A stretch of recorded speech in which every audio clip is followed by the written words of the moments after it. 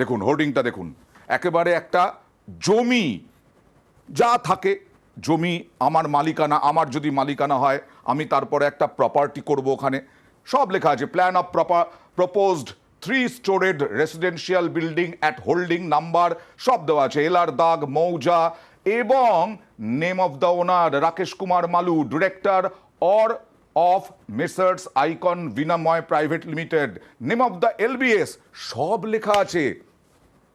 কিন্তু তারপরে দেখুন কিসের ওপরে হচ্ছে এটা, এ তো পুকুর, পুকুরের ওপরে নির্মাণ হবে 3তলা বিল্ডিং। কথা বলবো দেবাশিসের সঙ্গে।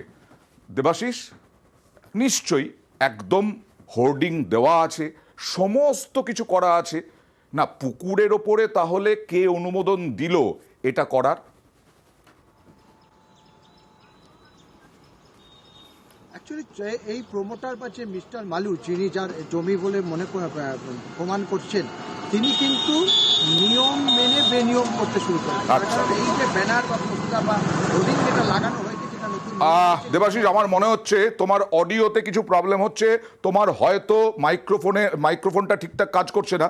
যদি ঠিকঠাক করো, একটু সময় দিচ্ছি তোমাকে, তাহলে আমরা আবার দেখাই একটু।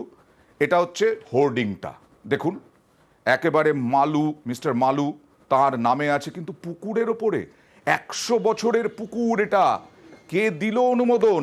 সাধারণ মানুষ কি বলছেন একটু দেখাই। মানে আমরা খুব চিন্তায় আছি, এটা একটা যাই হোক কর্পোরেশন থেকে অনেক এটা নিয়ে 4 বার না 5 বার পরিষ্কার হলো। এবার যেহেতু কর্পোরেশন করেছে, এখন কিছু করতে পারছে না, এখন নানাভাবে নানা অজুহাতে চেষ্টা করছে। ওই যে বোর্ডটা লাগিয়েছে এখানে, বলুন তো, ওদের প্ল্যান হয়ে গেছে, এটা ডাঙা, ওরা এবারে ওটা বিল্ডিংটা করবে, এটা বুঝিয়ে বিল্ডিংটা শুরু করবে। বিল্ডিংটা বুঝিয়ে এবার পুকুর ভরাট করে, এই পুকুর পরিষ্কার হচ্ছে, কিন্তু পুকুর ভরাট করে বিল্ডিং তৈরি করবেন। দেবাশিস, যেটা বলছিলে তুমি একেবারে যে বেনিয়ম, মানে নিয়ম করে বেনিয়ম করার পদ্ধতি, এই পদ্ধতি কিন্তু ধরা পড়ে গেছে। পুরসভার তরফ থেকে জানানো হয়েছে কোনো অনুমতি নেই, অন্য কোনো অনুমতির যে কাগজ যেভাবে লেখা হয় এলবিএস মানে হচ্ছে ল্যান্ড অ্যান্ড বিল্ডিং সার্ভেয়ার, তার নামকরণ দিয়ে মিউনিসিপালিটির নামে একটা মিথ্যে বোর্ড সেখানে লাগানো হয়েছে, আর সেই বোর্ড লাগিয়ে পুকুর ভরাট এবং তারপরে সেখানে বিল্ডিং তৈরি হবে। এই ঘটনা কিন্তু প্রকাশ্যে এলো, আজকে প্রকাশ্যে এলো। আমরা কি এই রাকেশ কুমার মালু বা MH তরফদার তাদের সঙ্গে কথা বলার চেষ্টা করেছিলাম?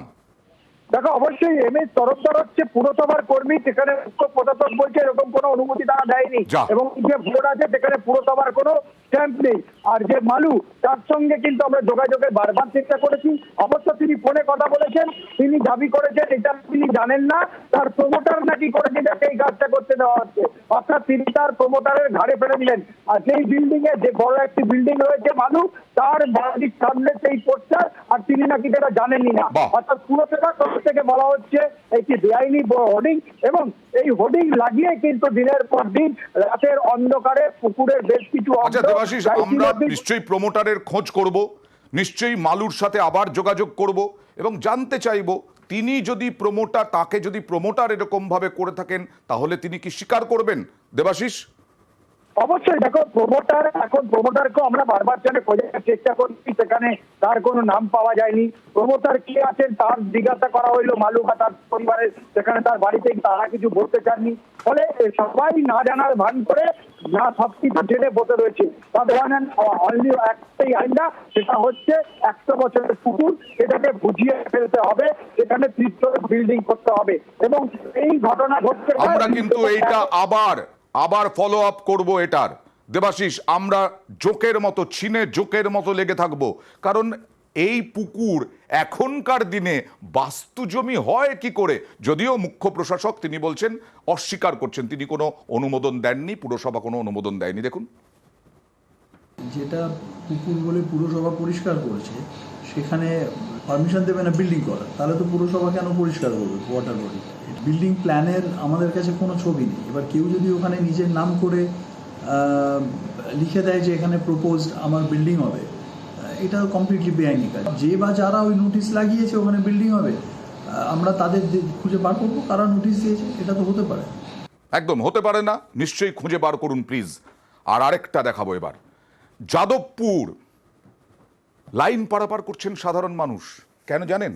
সাবওয়ে তৈরি হয়েছে বহু যুগ আগে যাদবপুর স্টেশনে। সেই সাবওয়েতে মদের আড্ডা হয়, সেই সাবওয়ে নোংরা হয়ে পড়ে থাকে, কেউ ব্যবহার করতে পারেন না। আসবো, কোথাও যাবেন না, একটা ছোট্ট বিরতি নেব, কয়েক সেকেন্ডের বিরতি, ফিরে আসবো।